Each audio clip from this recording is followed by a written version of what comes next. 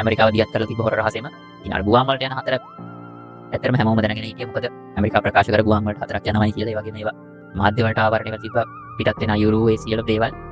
ඉතින් එහෙම තියෙද්දි හොර රහසෙම මිසූරි වලින් ඇමරිකානු V2 ප්‍රහාරක යාන 7ක් බෝම්බ රැගෙන යන ප්‍රහාරක යාන 7ක් දිගුදුර බෝම්බ ප්‍රහාරක යාන 7ක් මිසූරි වලින් හොර රහසෙම පිටත් කරලා තිබුණා රාත්‍රියේදී.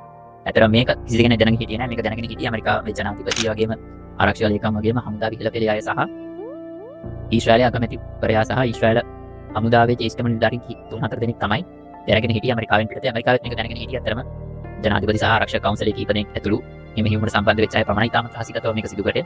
ඉතින් මේකට අර මම කලින් කිව්වා ගුවන් යාන 125ක් සම්බන්ධ වුණා.